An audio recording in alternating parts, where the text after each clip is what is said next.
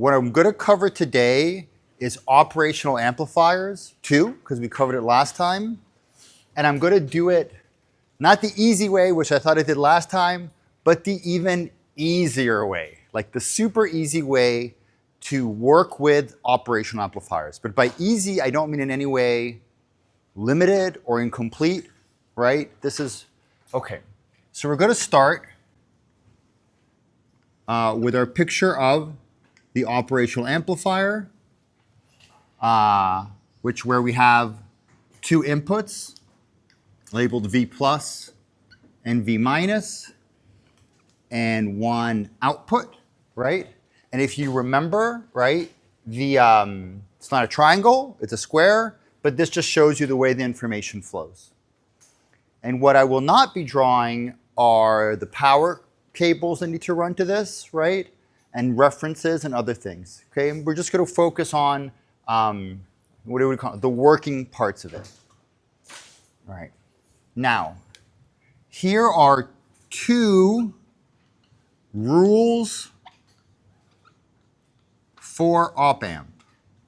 And if you apply these rules, you can solve any circuit with an op-amp in it, which means by solve, I mean, figure out how it works and even optimize it for your purpose.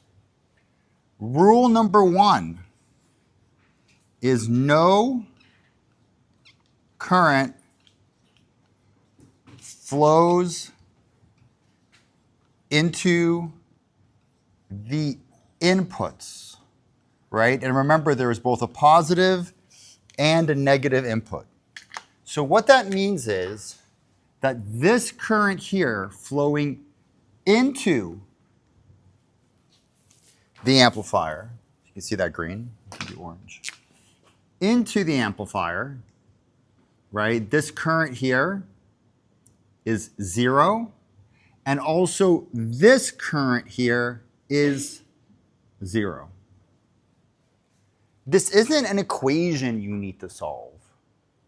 It's like a drawing that you need to make. Great, there's only one more rule. Rule number 2. V plus is equal to V minus, and here we have to do a little qualification, when there is negative feedback. Now, by negative feedback, what we mean is that there is a wire that runs from the output, which is to the negative terminal. Now, there could be a resistor on this, all right? It still counts as negative feedback as long as you can take your finger and draw a line to it. Now, it turns out there is always negative feedback. In fact, the only case we consider without negative feedback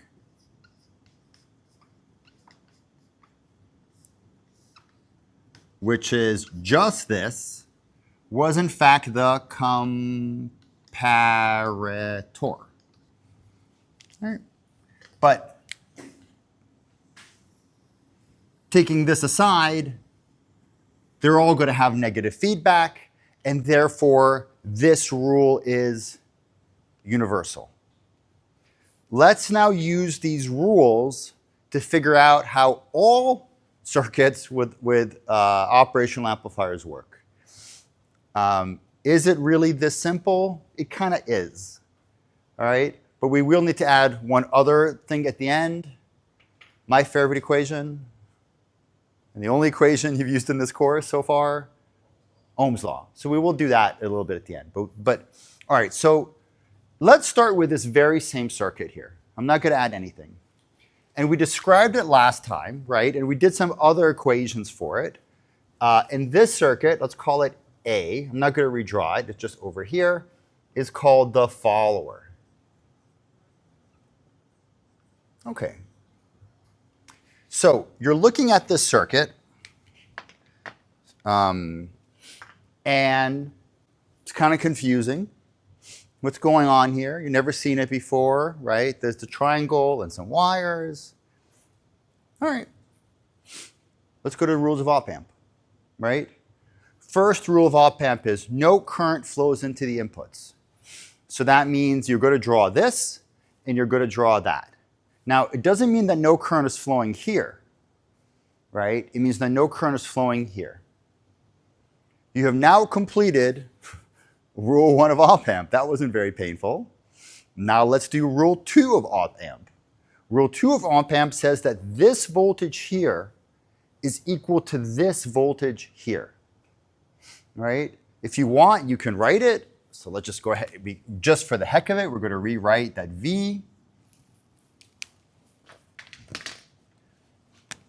So we just got to write once again that V plus is equal to V minus.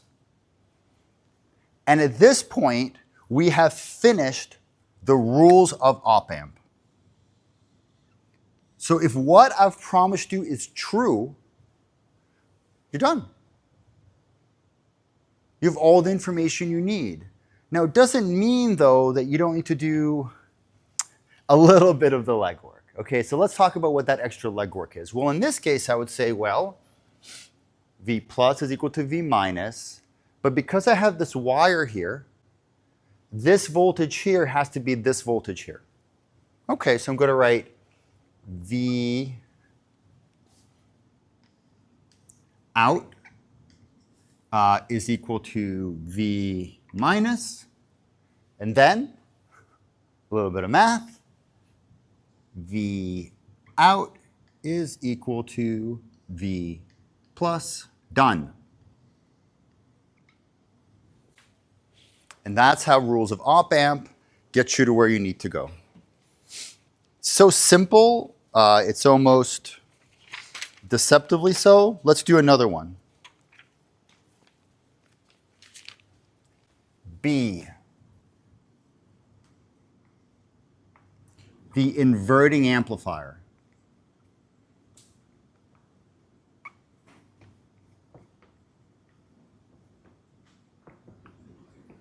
Okay, we're going to draw it like this. Oh, there's still a little triangle from last time. Put it here. I'm going to put, notice I've put the, just flipped it around for convenience. You'll notice that the negative terminal is now on top. I'm going to have a V, let's call it V in. I'm going to have a resistor here.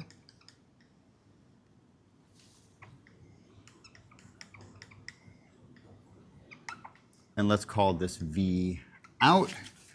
And we're going to call this R sub I and then we'll call this R sub F. Okay.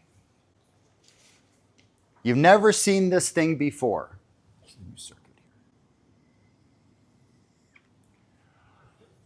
And I really want you to relate V out to V in.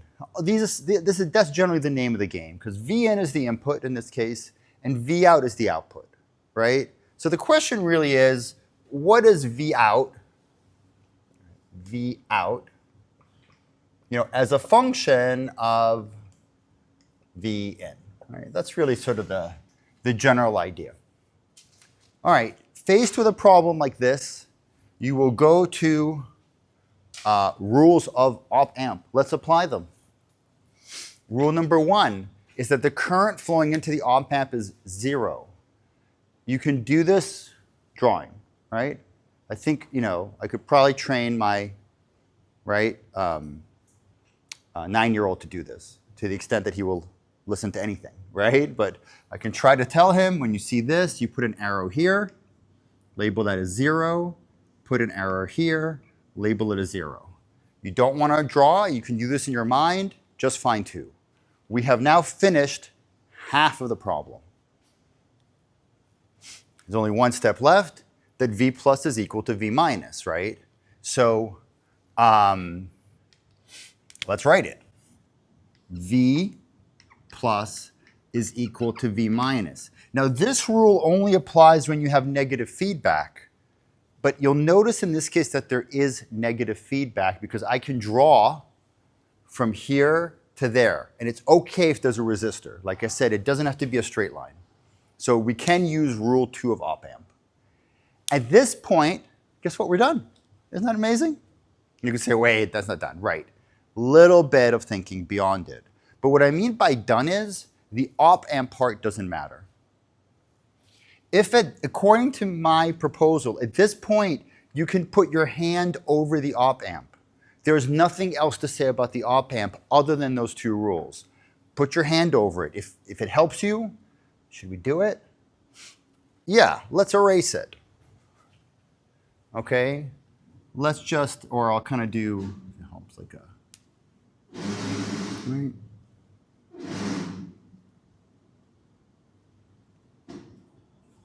Like a, all right, a slightly disappear. It's no longer there according to me. All right, we got to still relate V out to V in. So what do we have here? We have here a voltage, a resistor, another resistor, right, and an output. There's not a complicated circuit. You see that now? They're just 2 resistors. Right? And so now I'm going to say, okay, that's interesting. What would you say about these resistors now that I've drawn it? What could you say about them? In series. Oh, we know that too. Okay, so resistors in series, and we know that in series means in series according to Ohm's law, right? Let me go ahead and write a current here. And let me call this, well, I'm just going to call this I. And I'm going to write another current here. And I'm going to write this I.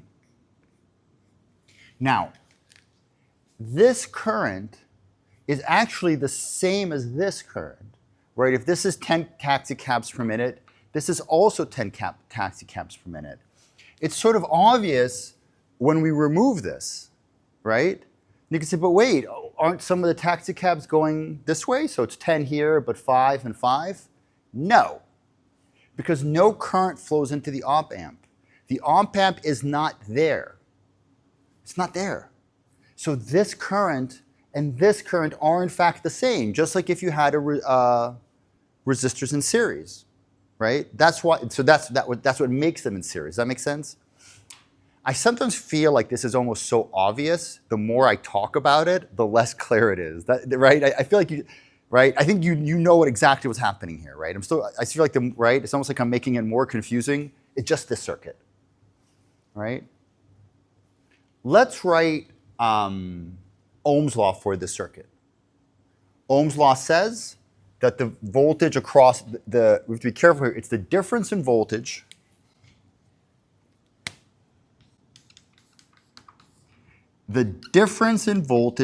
across a resistor, let's call the resistor Req, right? And here we have a current. So delta V is equal to I times Req. Oh, okay. In this case, the equivalent is Ri plus Rf, right? It's just one resistor, right? So let's write it. We're going to say that V out minus V in is equal to this current, so you can use the color, times Ri plus Rf. Now, I want to, you notice I didn't do V in, wait, oh, it should be, oh, no. In fact, I had it wrong.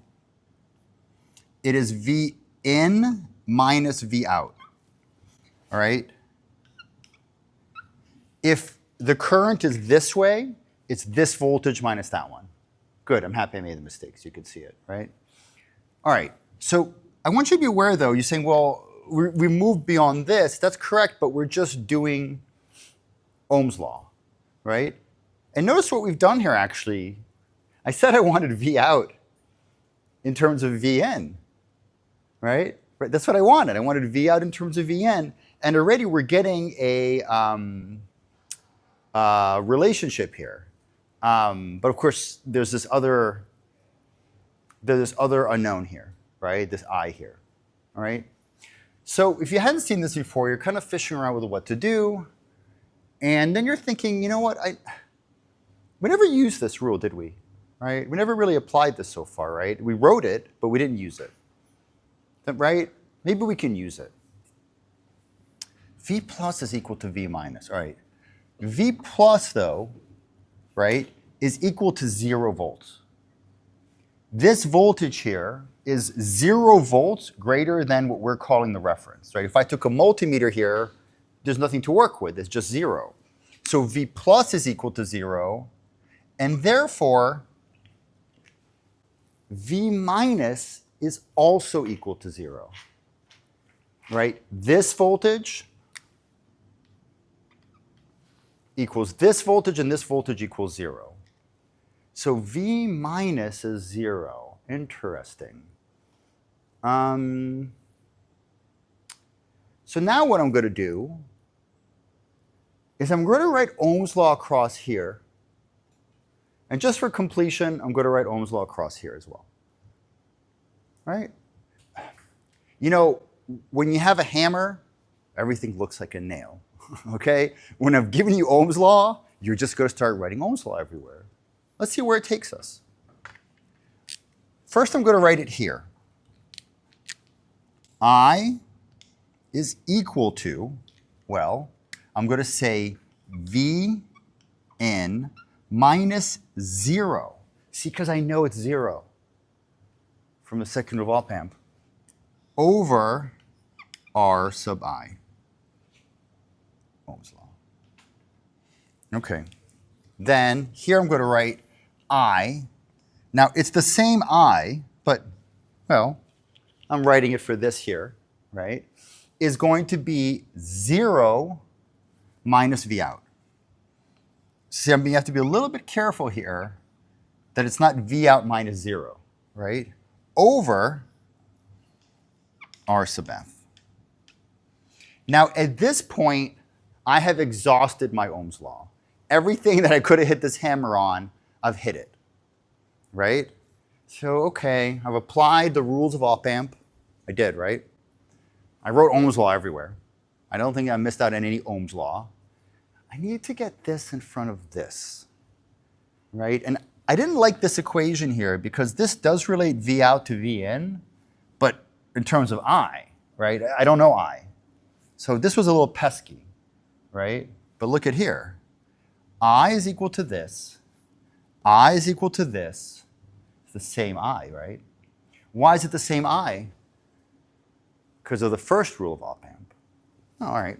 So now what we can say is V in over R sub I is equal to negative V out over R sub F. And now in a final step, I will say that V out is equal to minus RF over R sub I times V in.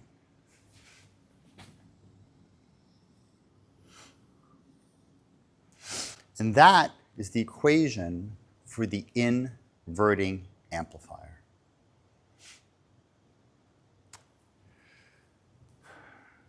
A lot of times in class when you're getting this derivation, it may be worth noting, you're never going to do this. I've already given it to you. And I can give it to you, right? You don't need to actually go through this again. The point of this exercise is not to reveal, oh my God, this is what the equation is, right? It's to show you how the rules of op amp plus, right? Let's do plus some Ohm's law, if you want to call it that way, or some little bit of logic. I realize there's a little bit of extra something here at the end, right? Some sort of little bit of something extra, right? But it is true that after we applied the first two rules of op amp, we were able to put our hand over it and pretend like it wasn't there, and then just plow ahead with Ohm's law.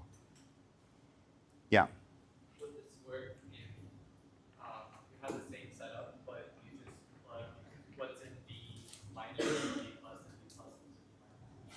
would it work if you had the same setup, but you plugged what is V minus into V plus? Yeah, so you could just switch the plus and minus to that, so that. No, you would not be negative feedback.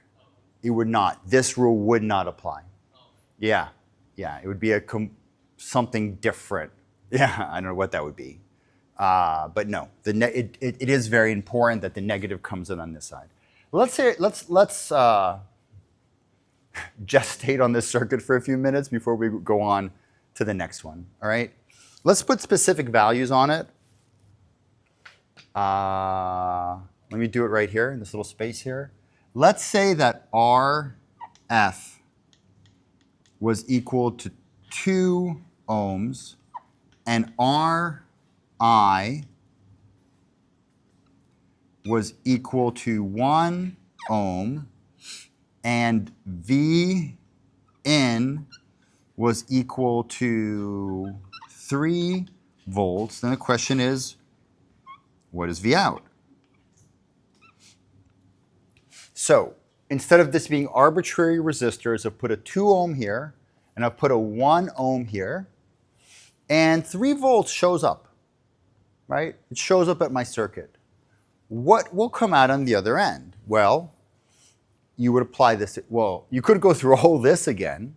You could, right? You could do this and actually put in actual values, but I mean, I think it's fair to just jump here. And so we would have minus 2 over 1 times 3.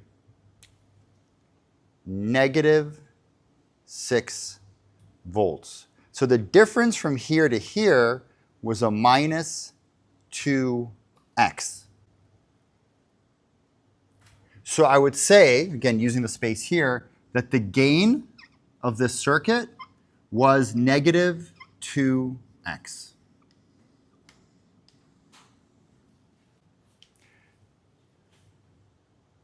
If instead I used a 10 ohm here, so now I have 10 ohm, right? Let's think about what would happen. Well, then I would get minus 10 over 1 is negative 10 times whatever is coming in, right? This would be negative 10. So if again, squeezing stuff in here, if RF instead was 10 ohms, then the gain would be minus 10x, right? All things being equal. So this component here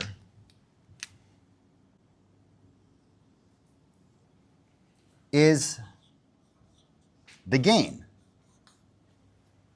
Gain minus R, and you pick it. Remember, here I've told you what to use, but when you're building it, you can pick your RF and you can pick your RI. So if I said, make me a circuit with a gain of minus 100, you could say 100 ohms and 1, or 1,000 ohms and 10, or 100 kilo ohms and 1 kilo ohm. You'll notice it is the ratio that matters. So that's it. Now you can make an amplifier with any possible gain, right? And this is the first time in this course where we've seen the ability to take voltages and make them bigger. It's not such a complicated circuit, right?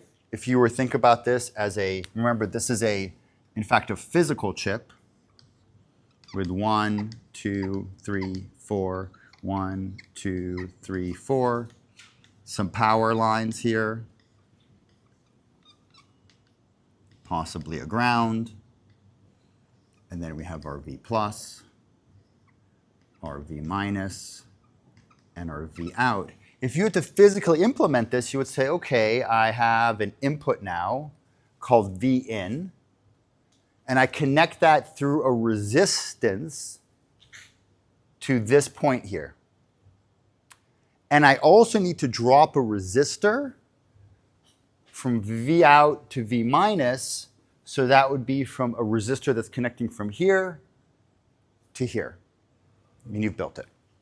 So it's an op amp, and you're just dropping in 2 resistors. Drop them in the right spot. Don't drop them in, for example, on the positive terminal Oh, and finally, one thing, I'm sorry. And the positive terminal is connected to ground. All right, you have a jumper there. Yes. So the question is, it makes it bigger, but it also inverts it. So thank you for that introduction.